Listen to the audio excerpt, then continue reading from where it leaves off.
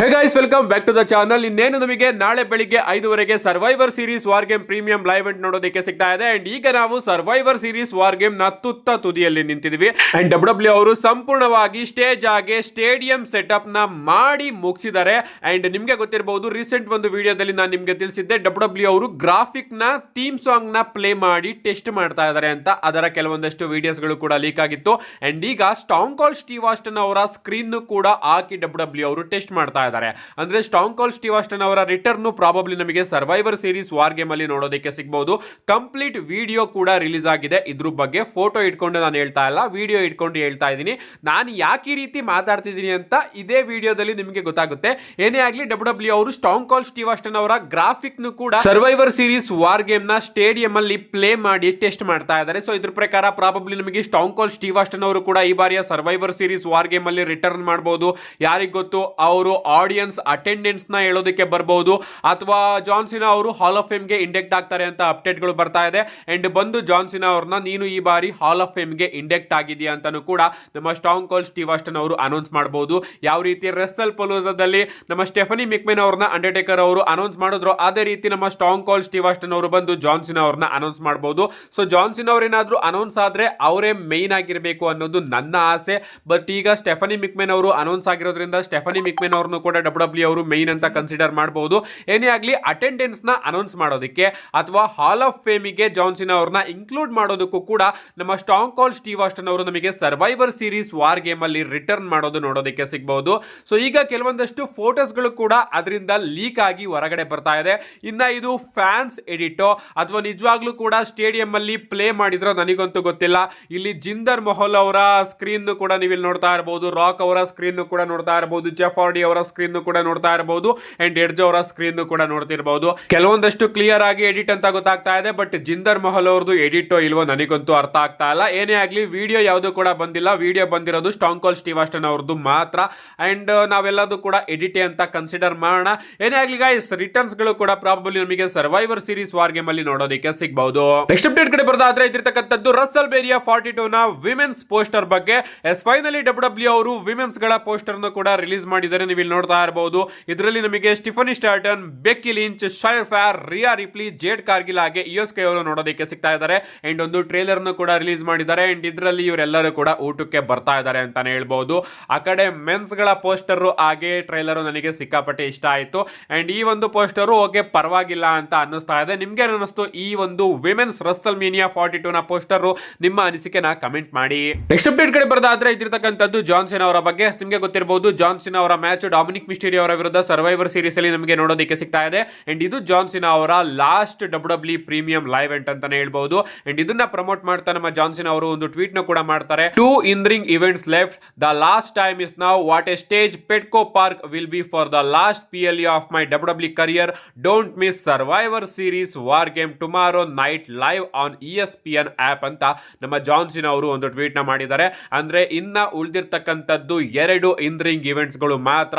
And ಈಗ ಕಡೆ time ಬಂದಿದೆ. ಅಂಡ್ ನನ್ನ ಲಾಸ್ಟ್ ಪ್ರೀಮಿಯಂ ಲೈವ್ ಇವೆಂಟ್ ಇದು. ನನ್ನ ಡಬ್ಲ್ಯೂ ಕರಿಯರ್ ಅಲ್ಲಿ ಯಾರು ಕೂಡ ಮಿಸ್ ಮಾಡ್ಕೋಬಿಡಿ ಅಂತ ನಮ್ಮ ಜಾನ್ ಸಿನಾ ಅವರು ಹೇಳ್ತಾ ಇದ್ದಾರೆ. ಅಫ್ಕೋರ್ಸ್ ನೀವು ಹೇಳೋದೇನು ಬೇಕಾಗಿಲ್ಲ, ಯಾಕಂದ್ರೆ ಯಾರು ಕೂಡ ಅದನ್ನ ಮಿಸ್ ಮಾಡ್ಕೊಳ್ಳೋದಿಲ್ಲ. ನೆಕ್ಸ್ಟ್ ಅಪ್ಡೇಟ್ ಕಡೆ ಬರೋದಾದ್ರೆ ರೀಸೆಂಟ್ ಆಗಿ ಬ್ಲೀಚರ್ ರಿಪೋರ್ಟ್ ಅವರು ಜಾನ್ ಸಿನಾ ಅವರ ಕರಿಯರ್ ನ ಟಾಪ್ 10 ರೈವಲ್ರೀಸ್ ಗಳ ಲಿಸ್ಟ್ ನ ತಗೊಂಡು ಬಂದಿದ್ದಾರೆ. ಅಂಡ್ ಇವರ ಪ್ರಕಾರ ಜಾನ್ ಸಿನಾ ಅವರ ಕರಿಯರ್ ಅಲ್ಲಿ ಇಷ್ಟು ರೈವಲ್ರಿಗಳು ಟಾಪ್ 10 ಅಲ್ಲಿ ಡಿಸರ್ವಿಂಗ್ ಆಗಿತ್ತಂತೆ. ಅಂಡ್ ರ್ಯಾಂಕ್ ನು ಕೂಡ ಮಾಡಿದ್ದಾರೆ. ಟಾಪ್ 10 ಅಲ್ಲಿ ಬ್ರೇ ವೈಟ್ ಅವರು ಇದ್ದಾರೆ, ಟಾಪ್ 9 ಅಲ್ಲಿ ಶಾನ್ ಮ್ಯಾಕಲ್ಸ್ ಅವರು ಇದ್ದಾರೆ, ಟಾಪ್ 8 ಅಲ್ಲಿ ಕರ್ಟ್ ಆಂಗಲ್ ಅವರು ಇದ್ದಾರೆ, ಟಾಪ್ 7 ಅಲ್ಲಿ ಬಟಿಸ್ಟಾ ಅವರು ಇದ್ದಾರೆ, ಟಾಪ್ 6 ಅಲ್ಲಿ ಏಜ್ ಸ್ಟೈಲ್, ಟಾಪ್ 5 ಅಲ್ಲಿ ಬ್ರಾಕ್ ಲೆಸ್ನರ್, ಟಾಪ್ 4 ಅಲ್ಲಿ ರ್ಯಾಂಡಿ ಆರ್ಟನ್, ಟಾಪ್ 3 ಅಲ್ಲಿ ದ ರಾಕ್, ಟಾಪ್ 2 ಅಲ್ಲಿ ಎಡ್ಜ್, ಟಾಪ್ 1 ಅಲ್ಲಿ ನಮ್ಮ ಸಿಎಂ ಪಂಕ್ ಅವರು ಇದ್ದಾರೆ. ಸೊ ಬ್ಲೀಚರ್ ರಿಪೋರ್ಟ್ ಅವರ ಪ್ರಕಾರ ಸಿಎಂ ಪಂಕ್ ಹಾಗೆ ಜಾನ್ ಸಿನಾ ಅವರ ರೈವಲ್ರಿ ಟಾಪ್ 1 ಅಂತೆ. ನನ್ನ ಪ್ರಕಾರ ರ್ಯಾಂಡಿ ಆರ್ಟನ್ ಅವರು ಇದ್ದಿದ್ರೆ ಚೆನ್ನಾಗಿರೋದು. ಇನ್ನ ಸ್ವಲ್ಪ ಜನ ಹೇಳ್ಬಹುದು ರೋಮನ್ ರೈನ್ಸ್ ಅವರ ರೈವಲ್ರಿ ಯಾಕಿಲ್ಲ ಅಂತ. ರೋಮನ್ ರೈನ್ಸ್ ಹಾಗೆ ಜಾನ್ ಸಿನಾ ಅವ್ರದನ್ನ ನಾವು ರೈವಲ್ರಿ ಅಂತ ಹೇಳೋದಕ್ಕಾಗೋದಿಲ್ಲ, ಯಾಕಂದ್ರೆ ಆಗಿರೋದು 2 ಮ್ಯಾಚ್. 2 ಮ್ಯಾಚಿಗೂ ಕೂಡ ಒಂದು 4 ಶೋಗಳಲ್ಲಿ ಇವರಿಬ್ರು ಕೂಡ ಬಂದು ಪ್ರೋಮೋ ಬ್ಯಾಟಲ್ ನ ಮಾಡಿದ್ರು. ಒಂದು ದೊಡ್ಡ ರೈವಲ್ರಿನ ಇವರೆಲ್ಲರೂ ಕೂಡ ಲೆಕ್ಕ ಹಾಕೊಂಡಿದ್ದಾರೆ ಅಂತಾನೆ ಹೇಳ್ಬಹುದು.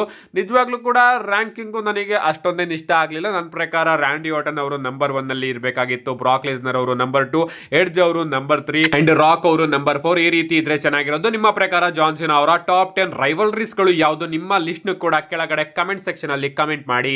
ನೆಕ್ಸ್ಟ್ ಅಪ್ಡೇಟ್ ಕಡೆ ಬರೋದಾದ್ರೆ ಇದಿರ್ತಕ್ಕಂಥದ್ದು ನಮ್ಮ ಬ್ರಾನ್ಸನ್ ರೀಡ್ ಅವರ ಬಗ್ಗೆ. ರೀಸೆಂಟ್ ಆಗಿ ನಿಮ್ಮ ಬ್ರಾನ್ಸನ್ ರೀಡ್ ಅವರು ಕೂಡ ಬ್ರಾಕ್ ಲೆಸ್ನರ್ ಅವರು ಸ್ಲಿಪ್ ಆಗಿ ಬಿದ್ದೋಗ್ಬಿಟ್ರಲ್ಲ, ಅದ್ರ ಬಗ್ಗೆ ಕಮೆಂಟ್ ನ ಕೊಟ್ಟಿದ್ದಾರೆ. ಅವ್ರು ಹೇಳ್ತಾರೆ, ನಿಜವಾಗ್ಲೂ ಆ ಒಂದು ಟೈಮ್ ನ ನಾನು ಕೂಡ ನೋಡಿದೆ ಅಂಡ್ ಆಗ ನನಗೆ ಅನಿಸ್ತು, ಒಂದು ಬ್ರಾಕ್ ಲೆಸ್ನರ್ ಅವರು ಖುಷಿಯಿಂದ ಬರ್ತಾರೆ, ಇನ್ನೊಂದು ಬ್ರಾಕ್ ಲೆಸ್ನರ್ ಅವರ ಎದುರುಗಡೆ ಇರತಕ್ಕಂತಹ CM Punk, Roman Reigns, Cody Rhodes, Usos ಗಳ ಕತೆ ಮುಗ್ದೋಗುತ್ತೆ.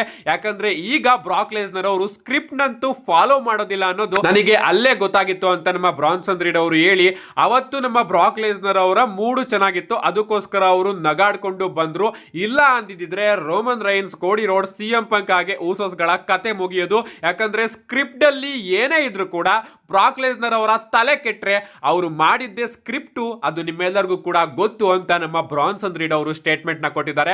ಅಫ್ಕೋರ್ಸ್ ನಮ್ಮ ಬ್ರಾಕ್ ಲೆಸ್ನರ್ ಅವರ ಬಗ್ಗೆ ಮಾತಾಡ್ತಿದೀವಿ ಅಂದ್ರೆ ಸ್ಕ್ರಿಪ್ಟ್ ನ ಯಾವ್ದನ್ನು ಕೂಡ ಲೆಕ್ಕಕ್ಕೆ ಇಟ್ಕೋಬಾರ್ದು. ಈಗ ಅವರು ಸ್ವಲ್ಪ ಕೂಲ್ ಆಗಿದ್ದಾರೆ. ಈ ಕೌಬಾಯ್ ಗೆಟಪ್ ಅಲ್ಲಿ ಬಂದಾಗ ಮಾತ್ರ ಅವರು ಕೂಲ್ ಆಗಿದ್ದಾರೆ, ಬಟ್ ಆಗ ಬೀಸ್ಟ್ ಗೆಟಪ್ ಅಲ್ಲಿ ಇದ್ದಾಗ ಅವರು ಮಾಡಿದ್ದೇ ಆಗೋದು ಅಂತಾನೆ ಹೇಳ್ಬಹುದು. ಮ್ಯಾಚ್ ಮಧ್ಯದಲ್ಲೆಲ್ಲ ಸ್ಕ್ರಿಪ್ಟ್ ನ ಚೇಂಜ್ ಮಾಡಿದ್ದಾರೆ ಗುರು. ವಿನ್ಸ್ ಮೆಕ್ಮೆನ್ ಅವರಿಗೆ ಆ ರೀತಿ ಎಲ್ಲ ಮಾಡಿದ್ದಾರೆ ಅಂದ್ರೆ ಇನ್ನು ಟ್ರಿಪಲ್ ಎಚ್ ಯಾವ ಲೆಕ್ಕ ಅಲ್ವಾ? ಸೊ ಬ್ರಾಕ್ ಲೆಸ್ನರ್ ಅವರ ಮೂಡ್ ಚೆನ್ನಾಗಿತ್ತು, ಅದಕ್ಕೋಸ್ಕರ ಅವರು ಕೂಡ ಅದನ್ನ ಕಾಮಿಡಿ ಆಗಿ ತಗೊಂಡ್ರು. ನೆಕ್ಸ್ಟ್ ಅಪ್ಡೇಟ್ ಕಡೆ ಬರೋದಾದ್ರೆ ಇದಿರ್ತಕ್ಕಂಥದ್ದು ನಮ್ಮ ರಿಯಾ ರಿಪ್ಲಿ ಅವರ ಬಗ್ಗೆ. ನಮ್ಮ ರಿಯಾ ರಿಪ್ಲಿ ಅವರು ಈ ಬಾರಿಯ ವಾರ್ ಗೇಮ್ ಅಲ್ಲೂ ಕೂಡ ಒಂದು ಅದ್ಭುತವಾದ ಅದೇ ರೀತಿ ಡೇಂಜರಸ್ ಮಾಸ್ಕ್ ನ ಹಾಕೊಂಡು ಬರ್ತಾರಂತೆ, ಇದನ್ನ ಅವರೇ ಕನ್ಫರ್ಮ್ ಮಾಡಿದ್ದಾರೆ.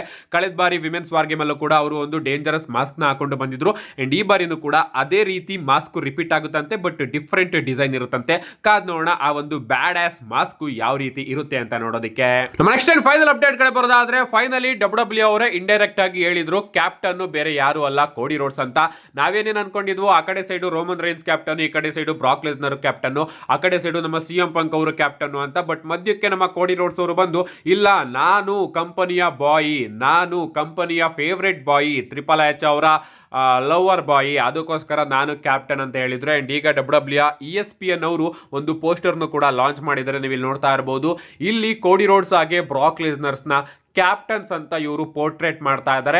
ಅಂಡ್ ಯಾರಿಂದ ಒರಿಜಿನಲ್ ಆಗಿ ಈ ಒಂದು ವಾರ್ ಗೇಮ್ ಸೆಟ್ ಆಯ್ತೋ ಅವರನ್ನ ಕ್ಯಾಪ್ಟನ್ ಆಗಿ ಮಾಡಿಲ್ಲ. ಯಾರ ಇಬ್ಬರಿಂದ ಈ ಒಂದು ವಾರ್ ಗೇಮ್ಗೆ ಹೈಪ್ ಬಂತೋ ಅವರಲ್ಲಿ ಒಬ್ರನ್ನ ಅಫ್ಕೋರ್ಸ್ ಅವರು ಕ್ಯಾಪ್ಟನ್ ಅಂತ ಮಾಡ್ಲೇಬೇಕಾಗಿತ್ತು, ಬಟ್ ಇನ್ನೊಬ್ರನ್ನು ಕೂಡ ಕೋಡಿ ರೋಡ್ಸ್ ಅವ್ರಿಗಿಂತ ಕೆಳಗಡೆನೆ ಇಟ್ಟಿದ್ದಾರೆ ಅಂತಾನೆ ಹೇಳ್ಬಹುದು. ಪೋಸ್ಟರ್ ಬಗ್ಗೆ ಮಾತಾಡೋಂಗಿಲ್ಲ, ಯಾಕಂದ್ರೆ ಪೋಸ್ಟರ್ ಅದ್ಭುತವಾಗಿದೆ, ಬಟ್ ಫ್ಯಾನ್ಸ್ ಗಳು ಕಮೆಂಟ್ ಮಾಡ್ತಾ ಇದ್ದಾರೆ, ಕೋಡಿ ರೋಡ್ಸ್ ಅವ್ರನ್ನ ಯಾಕೆ ನೀವು ಕ್ಯಾಪ್ಟನ್ ಮಾಡ್ತಾ ಇದ್ದೀರಾ ಅಂತ. ಇನ್ನ ಈ ಕಡೆ ವಿಮೆನ್ಸ್ ವಾರ್ ಗೇಮ್ ಮ್ಯಾಚ್ ಅಲ್ಲೂ ಕೂಡ ನೀವು ಇಲ್ಲಿ ನೋಡ್ತಾ ಇರಬಹುದು ಯಾರು ಕ್ಯಾಪ್ಟನ್ಸ್ ಅಂತ. ಒಂದ್ ಕಡೆ ನಮ್ಮ ಬೆಕ್ಕಿ ಲಿಂಚ್ ಅವರು ಕ್ಯಾಪ್ಟನ್ ಆಗಿದ್ರೆ, ಇನ್ನೊಂದ್ ಕಡೆ ನಮ್ಮ ರಿಯಾ ರಿಪ್ಲಿ ಅವರು ಕ್ಯಾಪ್ಟನ್ ಆಗಿದ್ದಾರೆ. ಅದೇ ನಮ್ಮ ರಿಯಾ ರಿಪ್ಲಿ ಅವರು ಕೂಡ ಈಗ ಕಂಪನಿಯ ಹೆಡ್ ಅಲ್ವಾ, ಅದಕ್ಕೋಸ್ಕರ ಡಬ್ಲ್ಯೂ ಅವರು ರಿಯಾ ರಿಪ್ಲಿ ಅವ್ರನ್ನ ಕ್ಯಾಪ್ಟನ್ ಮಾಡಿದ್ದಾರೆ ಅಂತಾನೆ ಹೇಳ್ಬಹುದು. ನಾನು ಈ ಒಂದು ವಿಚಾರದಲ್ಲಿ ಒಪ್ಕೋತೀನಿ, ಯಾಕಂದ್ರೆ ರಿಯಾ ರಿಪ್ಲಿ ಅವರು ಅಷ್ಟೇ ಇಂಟ್ರೆಸ್ಟಿಂಗ್ ಕೆಲಸನ ಮಾಡ್ತಾ ಇದ್ದಾರೆ. ಅಫ್ಕೋರ್ಸ್ ಏಜಲಿ ಅವ್ರನ್ನು ಕೂಡ ಅಲ್ಲಿ ಕ್ಯಾಪ್ಟನ್ ಸ್ಥಾನದಲ್ಲಿ ಇಡಬಹುದಾಗಿತ್ತು, ಬಟ್ ಡಬ್ಲ್ಯೂ ಅವರು ಇಟ್ಟಿಲ್ಲ ಅಂತಾನೆ ಹೇಳ್ಬಹುದು. ಏನೇ ಆಗ್ಲಿ ರಿಯಾ ರಿಪ್ಲಿ ಅವರು ಡಿಸರ್ವಿಂಗ್ ಅಂತಾನೆ ಹೇಳ್ಬಹುದು. ನಮ್ಮ ಕೋಡಿ ರೋಡ್ಸ್ ಅವರು ಅಟ್ಲೀಸ್ಟ್ ರಿಯಾ ರಿಪ್ಲಿ ಅವರು ಮಾಡಿದಂತಹ ಕೆಲಸನಾದ್ರೂ ಮಾಡಿದಿದ್ರೆ ಅಷ್ಟೊಂದು. ಈ ಒಂದು ಮ್ಯಾಚ್ ಕಡೆ ಬರೋದಾದ್ರೆ ರಿಯಾ ರಿಪ್ಲಿ ಅವರಿಂದನೂ ಕೂಡ ಈ ಒಂದು ವಿಮೆನ್ಸ್ ವಾರ್ ಗೇಮ್ ಮ್ಯಾಚ್ ಪ್ರಾರಂಭ ಆಗಿರೋದು, ಬಟ್ ಆ ಕಡೆ ನಮ್ಮ ಕೋಡಿ ರೋಡ್ಸ್ ಅವರು ಮಧ್ಯಕ್ಕೆ ಬಂದು ಸೇರ್ಕೊಂಡಿರೋದು. ಅಂಡ್ ಇನ್ನೂ ಸ್ವಲ್ಪ ಜನ ಕೋಡಿ ರೋಡ್ಸ್ ಅವ್ರನ್ನ ಡಂಬ್ ಅಂತಾನೂ ಕೂಡ ಹೇಳ್ತಾ ಇದ್ದಾರೆ, ಯಾಕಂದ್ರೆ ತಾನೇ ಮಧ್ಯಕ್ಕೆ ಬಂದು ಕೋಡಿ ರೋಡ್ಸ್ ಅವರು ಮಂಡ್ಯ ನೈಟ್ ರಲ್ಲಿ ರೋಮನ್ ರೈನ್ಸ್ ಅವರಿಗೆ ಪ್ರಶ್ನೆನ ಕೇಳ್ತಾ ಇದ್ದಾರೆ, ನಿನಗೂ ಈ ಒಂದು ವಾರ್ ಗೇಮ್ ಮ್ಯಾಚ್ಗೂ ಕೂಡ ಏನ್ ಸಂಬಂಧ ಅಂತ. ಅಂಡ್ ಅದಕ್ಕೆ ರೋಮನ್ ರೈನ್ಸ್ ಅವರು ಸರಿಯಾಗಿ ಉತ್ತರನು ಕೂಡ ಕೊಡ್ತಾರೆ, ನಾನು ಆಗಿಂದನೂ ಕೂಡ ವಾರ್ ಗೇಮ್ ಅಲ್ಲಿ ಇದೀನಿ ಗುರು, ನೀನೇ ಈಗ ಬಂದು ಜಾಯ್ನ್ ಆಗಿರೋದು ಅಂತ. ಏನೇ ಆಗ್ಲಿ ಕೋಡಿ ರೋಡ್ಸ್ ಅವರ ಕ್ಯಾರೆಕ್ಟರ್ ನನಗೆ ಚೂರು ಕೂಡ ಇಷ್ಟ ಆಗ್ತಾ ಇಲ್ಲ. ಡಬ್ಲ್ಯೂ ಅವರು 100% ಇದ್ರ ಮೇಲೆ ವರ್ಕ್ ಮಾಡಲೇಬೇಕು ಅಂತ ಹೇಳ್ತಾ, ಇನ್ನೇನು ಗೈಸ್ ನಾಳೆ ವಾರ್ ಗೇಮ್ ವಿಡಿಯೋದಲ್ಲಿ ಸಿಗ್ತೀನಿ. See you guys in my next video.